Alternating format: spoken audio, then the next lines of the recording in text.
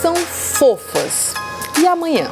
Cuidado, possivelmente poderão ser obesas. O estômago dos pequenos não se compara com o dos adultos e precisamos respeitar esse limite. Afinal, uma criança fofa não é sinônimo de saudável. Ontem foi o Dia Nacional de Prevenção da Obesidade e a Organização Mundial de Saúde estima que em todo o mundo existam 41 milhões de crianças menores de 5 anos obesas ou acima do peso. E o pior, muitos estudos indicam que os pais com frequência não reconhecem o excesso de peso dos filhos. O que fazer para evitar que aquela fofura das crianças não se torne um problemão?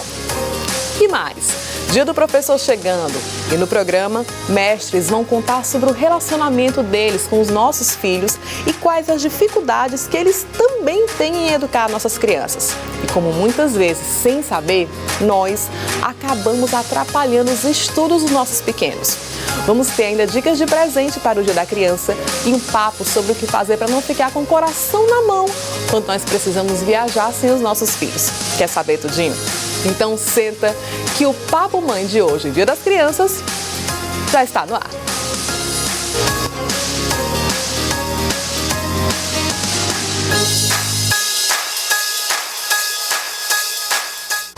Dia das Crianças, é claro que a nossa preocupação com elas é todo dia. A gente vai falar especialmente hoje sobre obesidade infantil. E para esse papo nós convidamos a doutora Patrícia Mozinho, que está aqui, que é endócrino, né, doutora? Quero saber da senhora, muitas crianças obesas, doutora?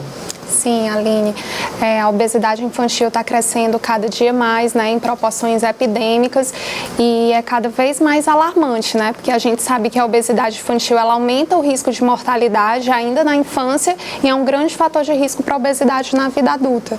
Qual a idade, assim, que a senhora mais percebe nos consultórios que essa criança está já obesa? Quantos anos?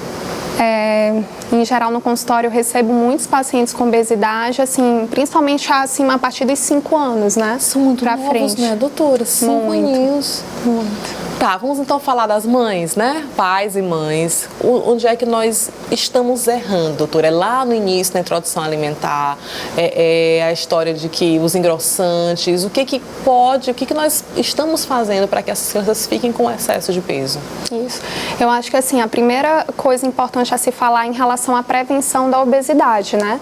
E, assim, a prevenção tem que ser falada desde o início, desde lá do pré-natal, quando a mãe pensa em engravidar. Porque, assim... Sim, é mesmo. Isso, a gente sabe que a obesidade materna e o diabetes durante a gestação já são grandes fatores de risco para a obesidade infantil. Então, aquela mãe que desenvolve diabetes gestacional tem maior probabilidade de o filho ser uma criança obesa, é isso mesmo? Exatamente. E sem falar também do aleitamento materno. A gente sabe que o aleitamento materno é um fator de proteção, né, contra a obesidade. Essas fórmulas infantis que são usadas, elas são muito mais calóricas. E falando também um pouco da alimentação complementar, a gente sabe que atualmente ela é preconizada para iniciar a partir dos 6 meses de idade. E a gente sabe que quando ela é iniciada de forma mais precoce, principalmente antes dos 4 meses de idade e de forma inadequada, ela pode predispor à obesidade, principalmente pelo excesso de bebidas açucaradas. Então, assim, recentemente já foi desaconselhado, né, por várias sociedades pediátricas o uso, por exemplo, de sucos, mesmo que naturais, para crianças com menos de 2 anos de idade, né, devido à grande quantidade de açúcar, às vezes de densidade calórica. E isso é colocado também como fator de risco para a obesidade infantil. Nesse caso, só para deixar claro para as mamães e papais que estão nos assistindo, o ideal seria oferecer a própria fruta no lugar do suco? Exatamente. Quando você faz o suco, muitas vezes você perde as vitaminas, as fibras da fruta, né? Então, idealmente, o importante é oferecer a fruta, pelo menos, como eu falei, no primeiro até no 2º ano de vida, né? Depois, a gente pode optar por sucos, eventualmente, né? De preferência os sucos naturais, nada de caixinha, de pozinho, né? E de preferência natural, sem açúcar mesmo. O que acaba, às vezes, sendo conflito, às vezes, não sei se vocês percebem, mamães, assim, com vô e vó, porque, um suquinho, você tomou tanto suquinho pouquinho na mamadeira, isso aqui, por que não dá agora pro neto? Não percebe isso, doutora, também? Com certeza. Culturalmente, a gente tem muito aquela cultura do bebê fofinho, do gordinho, né? A gente sempre recebe, às vezes, muito no consultório, a mãe mais preocupada por achar que a criança está abaixo do peso e muitas vezes ela não está. Como você colocou na pauta inicial, muitas vezes os pais, os avós sequer reconhecem a criança como sobrepeso ou obesidade. Então, assim, a avaliação do estado nutricional é fundamental, né? Muitas vezes começa com o pediatra nos consultórios, né? Então, é avaliado o peso da criança e a altura. Com base nisso, é feito um cálculo do índice de massa corpórea, que é o IMC, né? Que é basicamente o peso dividido pela altura ao quadrado. E esse IMC é colocado naqueles gráficos, né? Nas famosas curvas da Organização Mundial da Saúde. E aí é colocado comparando com o IMC normal para uma criança de mesmo sexo e idade. E aí, com base nessas curvas, a gente pode ver se essa criança tem risco de sobrepeso, se ela já tem sobrepeso ou mesmo obesidade. Doutora, aquelas crianças que só mamam, né, tem a amamentação exclusiva e mesmo assim ficam acima do peso, como lidar? Já percebeu aquela criança que é bem gordinha, nossa, mas ela tá só no peito. E aí, o que a gente faz? Assim, dieta do peito? Não, muitas vezes, como é só o leite materno, né, o leite materno tem as quantidades ideais, né, de proteínas, de calorias, já tem a quantidade de água, de anticorpos. Então, assim, muitas vezes, depois, quando aquela criança foi introduzido a alimentação complementar, muitas vezes ela acaba já equiparando e normalizando o peso. E aí fica tudo certo. Ou não, né? A menos que essa alimentação seja inadequada e aí a gente tem que ficar sempre acompanhando o estado nutricional. Doutora, foi detectado que a criança está acima do peso ou com obesidade, né? Qual é a diferença exata, assim, a criança está obesa? Então, aí é colocado nessas curvas, né? Como eu falei no gráfico, né? Exato. Aí a gente vai saber se ele está com IMC normal, com sobrepeso ou já está com obesidade. Obeso. E aí o pediatra encaminha para a senhora, no caso, que é endócrino. O que faz? É medicação? Não, então, muitas vezes o que a gente tem que estimular é uma reeducação alimentar, né? Uma mudança do estilo de vida. Então, muitas vezes o que a gente sabe hoje em dia é que a alimentação das nossas crianças, infelizmente, está muito inadequada, né? A gente sempre fala no consultório, vamos descascar mais do que desembalar. Então, infelizmente, a alimentação está muito rica em açúcares industrializados, ultraprocessados. Então, mãe, criança não precisa de biscoito recheado, de Nescauzinho, suquinho de caixa, gelatina, salsicha, não precisa de nada disso. Criança precisa de uma alimentação saudável, de comida de verdade, frutas, legumes, verduras. Criança precisa gastar energia, né? Infelizmente, cada vez mais a gente se vê com essa disseminação de dispositivos eletrônicos, tablet, videogame, celular. As crianças não se exercitam mais, então elas não gastam mais energia. O que é preconizado é que as crianças façam pelo menos 1 hora de atividade física de moderada a vigorosa por dia. E quando a gente fala atividade física, é brincar, tá? Esconde-esconde, pega-pega, pular, correr, andar de bicicleta, entendeu? Então é muito importante, porque se ela fica sedentária e se alimentando de forma inadequada, vai ganhar peso. Como lidar quando a criança está com as taxas altas? Triglicerídeos, colesterol e etc. Que é a nossa preocupação maior, porque a obesidade infantil, ela está relacionada a uma série de outras complicações, né? Então está relacionada a alterações de colesterol, hipertensão arterial, alterações já de glicemia, né? Então, assim, muitas vezes a gente, na criança, a abordagem principal é essa, é estimular a atividade física, ter uma orientação nutricional no sentido de, né, melhorar a alimentação e só eventualmente em casos mais graves ou mesmo que não respondem a essas medidas, aí de repente a gente avalia tratamento medicamentoso. O que pode acontecer com a criança que tem taxas altas? A mesma coisa do adulto?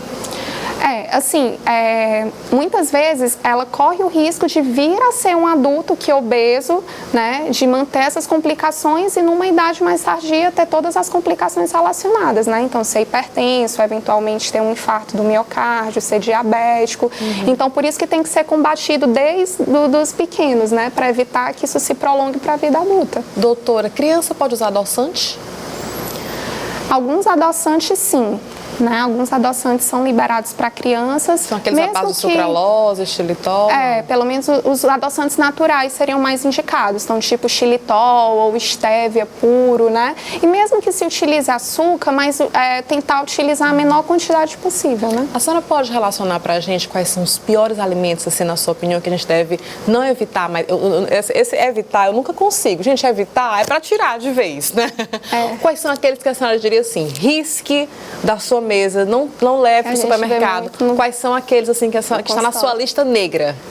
Então aquele biscoito recheado, salsicha, todos salsicha aqueles... Salsicha que é um dos piores, né, doutora? Salsicha, aqueles enlatados em geral, petisco, suco de caixinha, Nescauzinho. Deixa eu fazer uma pergunta aqui. Muitas vezes a mãe diz, não, você não vai tomar o refrigerante, porque a gente já sabe que o refrigerante faz muito, muito mal, então não toma refrigerante, toma um suquinho, aí vai pro suco de caixinha. É 6 por meia dúzia? Exatamente, porque ambos contêm uma grande quantidade de açúcar, né?